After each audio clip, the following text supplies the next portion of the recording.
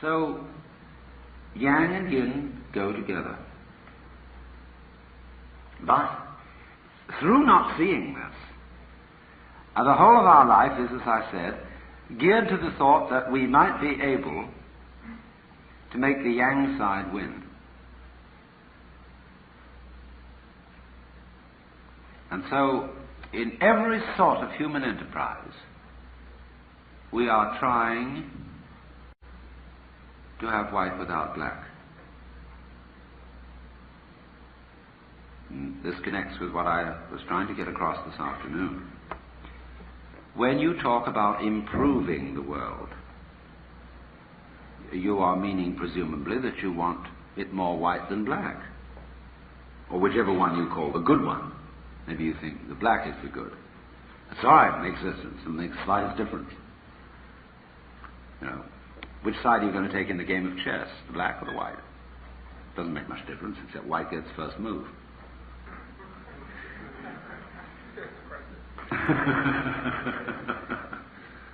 No, I'll always wait to see what you're going to do.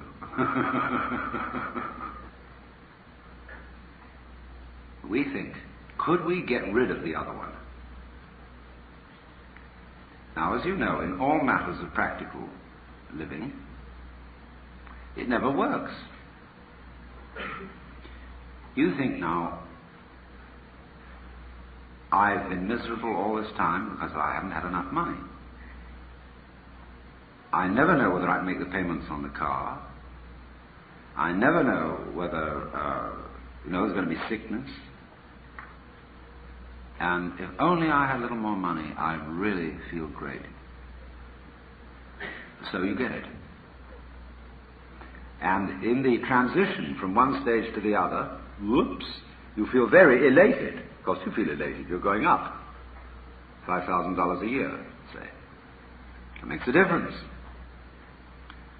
When you've gone up, then of course you're on a level again.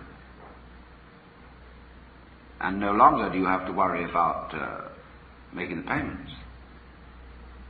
But you get a new worry. Supposing I get sick and die of it. Supposing someone robs me, takes it away from me, and worry about that. You say, oh, I'd feel so much happier if I had a medical examination. As you go to a fancy doctor. And he says, I can't find anything wrong with you. But then always there might be burglars, so you get an alarm system and new locks, and finally you go to the Homes Patrol and get a private guard to watch you, and that makes you feel better for a while, except then it begins to nag you. See, if I have that Homes Patrol man out there, they'll know I've got something. Maybe I better have two men on patrol. So, it grows. You worry. Because you found out that you didn't get yang without yin. You got a new yang, a bigger yang, instead of the former little one you had, but you got a big yin with it. It's no joke getting rich. It implies a great deal of responsibility, and you've got more to worry about. Don't envy rich people. It's a great mistake. Don't envy anyone.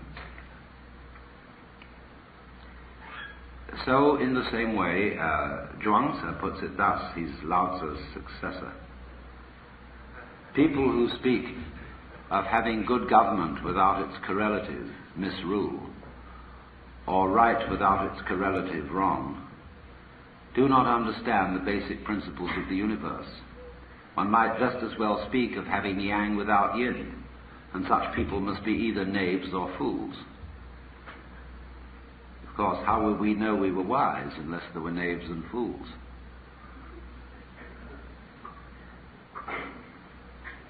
But here it is, you see. You cannot beat the game. You can have the temporary illusion of winning, but by compensation you will ever so often have the temporary illusion of losing. When you go down a step, from yang to yin, you'll feel, I've lost something. When you go up a step from yin to yang, you'll feel I've gained something. How would you know gain without loss? How could you have the sensation of more unless in relation to the sensation less?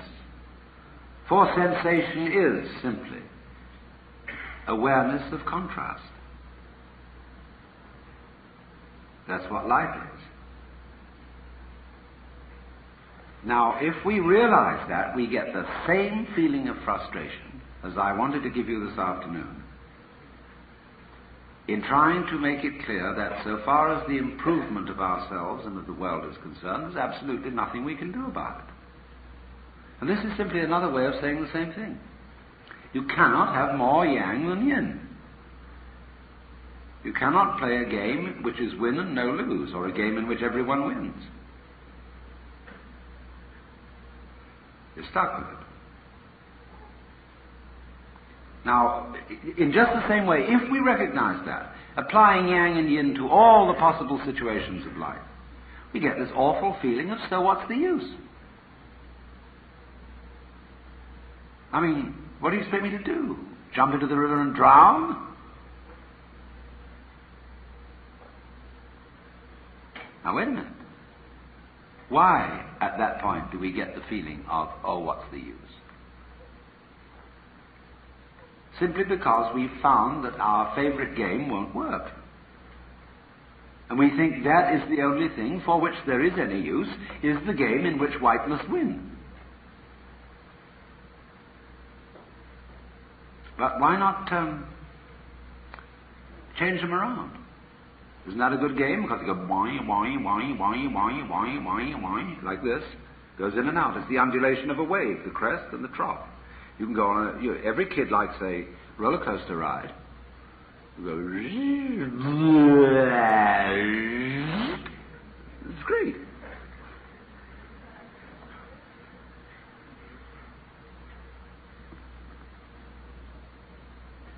So having both is the game.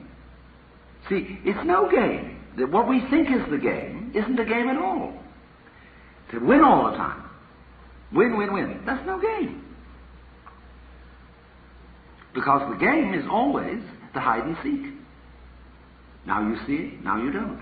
The game is the story in which the villain might win.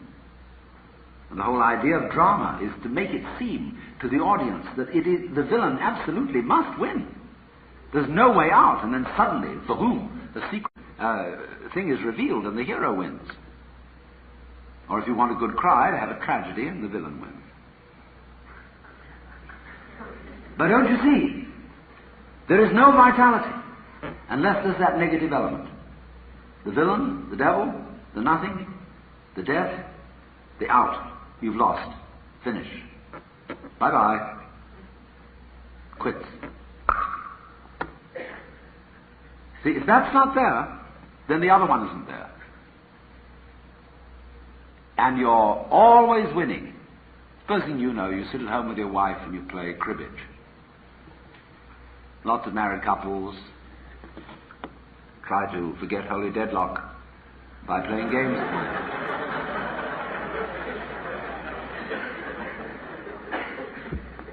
And if one partner, be it wife or husband, always wins at cribbage, the game ceases to be of interest. Because every good player likes a sprightly opponent who sometimes wins. Wins just a little bit less than me, mind you, but wins a great deal of the time. Yes, it's okay. Just a little bit. No. So, if you don't have the unknown space, death, darkness, negative, you don't have the light. So the art of life consists rather in something else than trying to make white win. You needn't sit down and weep because somebody tells you you can't make white win all the time, forever and always, so that black doesn't exist. Because black by its very nature is darkness and it doesn't exist. You're trying to make it not exist. It's irrelevant. The very fact that it doesn't exist is its power. Non-existence is the necessary condition for existence. Just like you have to have a front before you can have a back. Or a back before you can have a front. They come into being together. So do existence and non-existence. So what are you afraid of? In trying to get rid of nothing, which is already gotten rid of.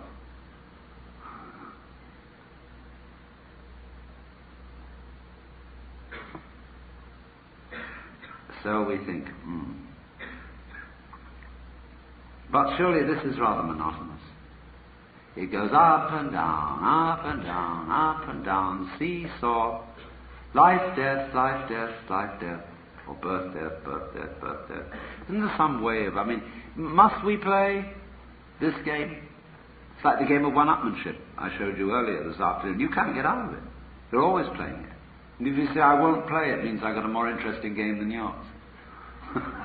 Which is just the same game all over again. Would there be a way somehow to transcend black and white? So we've got black and we've got white. That makes it even. But isn't there something else? Couldn't there be a tertium quid? A new possibility? So we could have a 3 basis instead of a 2 basis. And somebody comes up and says, all right, you're black and white, A and B. You constitute the 2 ends of the base of a triangle, and I'm the apex. How about that? We'll say, that's odd. Of course it's odd, because the first 2 were even. When something happens, that's one, and that's odd. See, it's odd that anything should have happened. Very odd. It's queer. Would it have been easier for there to be nothing? But then something happened. So then they said, that's odd. Then they recognized there was something and nothing, and then they said, all right, that's right, we're even. So this third fellow comes along and says, now, what about it? And they say, you're odd. Oh, wait a minute. You stand over against us. So that makes 2. We're even, and you're odd. All right, so that makes 2 out of 3. 3 equals 2. Because we're together, we 2. We recognize that we're black and white. You can't have one without the other, so we're together. And you say you want to be different, okay? That makes black and white different from whatever you say you are, so we got the new yang and yin. You can't get out of it. Make 4, and it's the same all over again. Make 5, it's the same all over again. This was how Leibniz reasoned, an arithmetic that could represent any number using merely 0 and 1.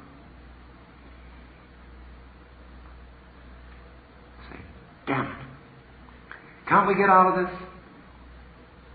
Hey, what would it be if you were allowed 5 minutes with God, and you're allowed to ask one question? What do you want to know? Because you know, you thought this over now. You know about the opposites, about the yang and the yin. And you know you can't ask God and say, hey, Big Daddy, will you give me a tip to beat the game? It won't work. And what shall I ask God? So you can think of all the things you might ask for. An electric guitar, and $1 million. And you know that wouldn't be the answer, because that would be yang. There'd be a big yin along with it somewhere. I don't know what to ask. So you go in and say, God, beyond positive and negative, what is reality? And God says, my child, your question has no meaning. Oh dear, you thought, there it's gone, my one chance lost. You think, you get a friend of yours and say, hey, look, you go in. And tell me what he says. You ask him, what question should I ask you? He goes in and says, oh God, what question should I ask you? And God says, so you do want a problem.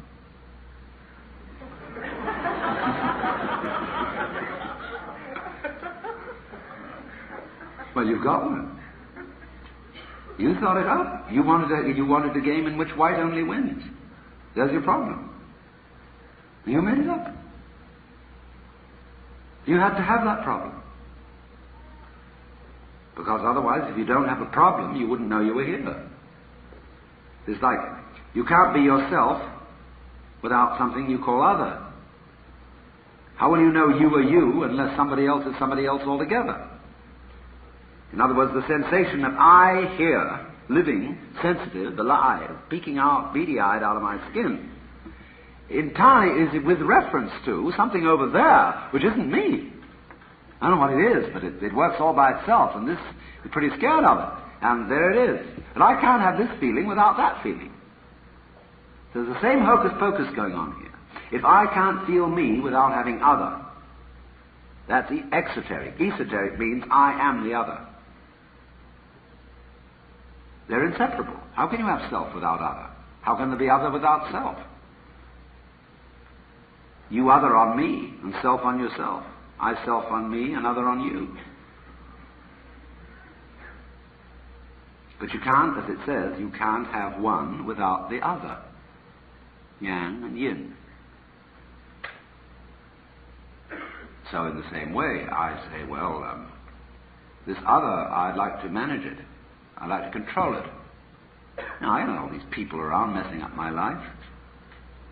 I don't want them to be that much other. I'm going to fix you. Then I get on a power kick. And there are all kinds of power kicks, let me warn you. It's not just politics and economics and business. The worst power kicks are spiritual. Like astrology. You'd like to know the future? Would you really? It's a power kick to know the future so that you can control it. No surprise.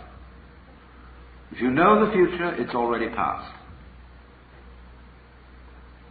But if you want to know something and to have knowledge, then there must be the unknown. Just as if you want self, you must have other.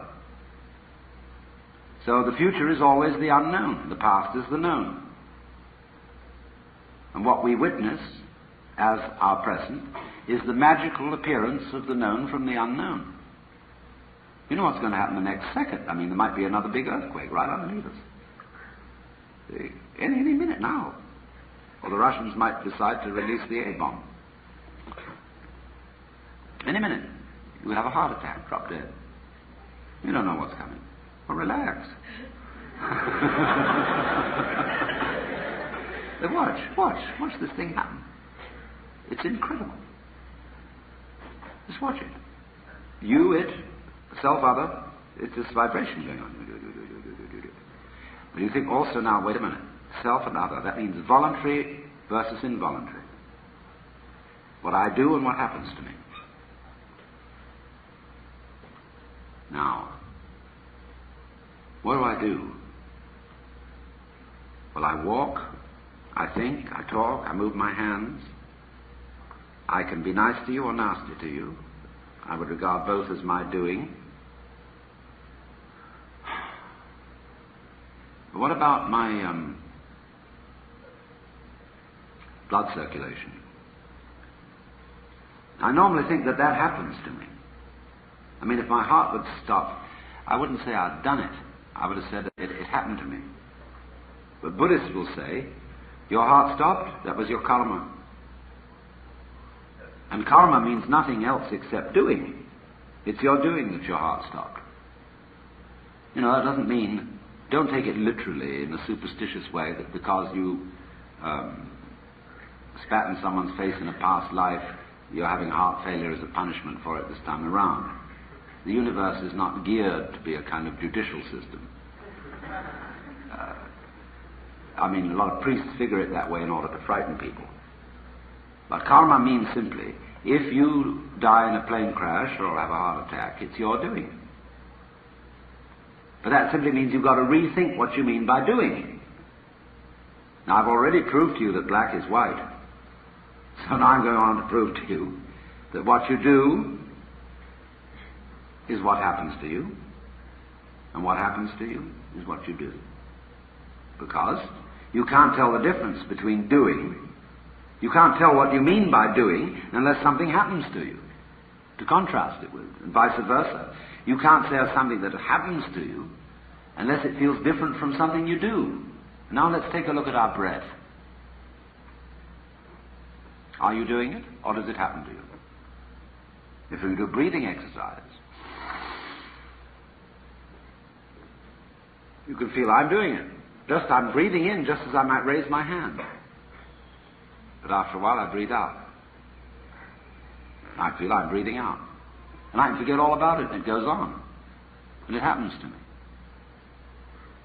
That's why in yoga means union, joining, same as the Latin jungere. Why in yoga you breathe. Breathing is the main thing in yoga, because it's to teach you that there's no difference between what you do and what happens to you. You learn that through breathing. You can make the very best breath. See, we get into Christian terms here. The Holy Spirit, spirit means breath, see? Spiritus in Latin, pneuma in Greek, ruach in Hebrew. Breath. Now, there's ordinary breath, when you know, most people's normal breathing. Or forced breath, when when people try to sing and their voice is forced. But then the next breath is called Holy Spirit, holy breath. That's when the breath is no longer forced, it happens. When it's nirvana breath, blow out, same thing as Holy Spirit. And then that, you see, that unforced one.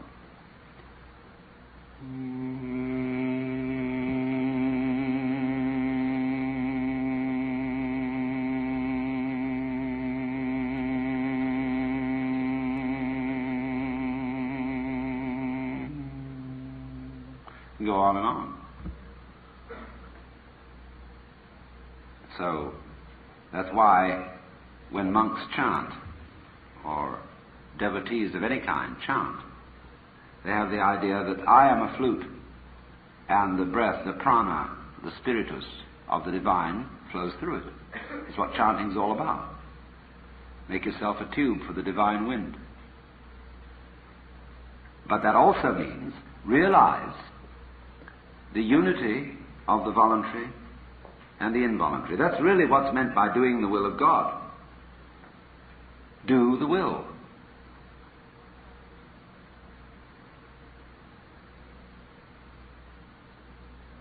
It's one reason why we get confused in English as to whether we mean will or whether we mean shall. I will drown and no one shall save me. So, think, behind what you call voluntary, you decide.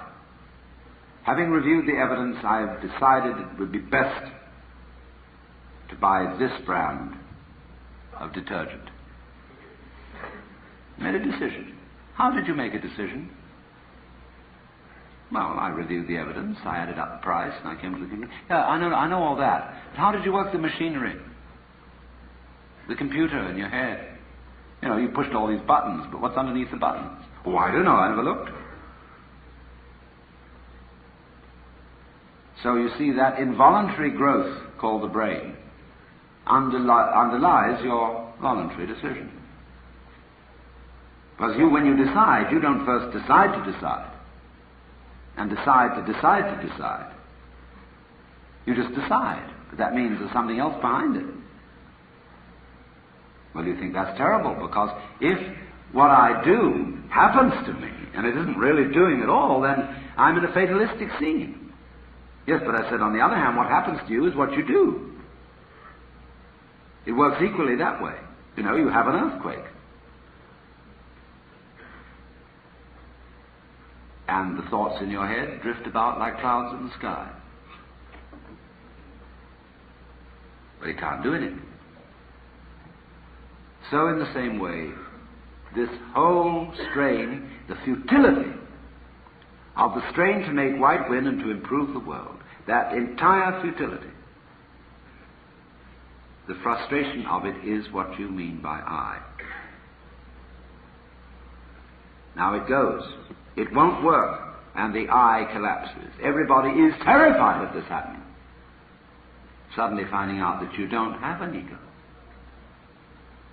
Heaven preserve me from that, because I've been building up this personality of mine all these years. I've been very carefully nurtured this personality. You tell me it doesn't exist? No, because your personality is a phantom even more insubstantial than your body. Personality is a work of art. It's like music, which vanishes as soon as it's played.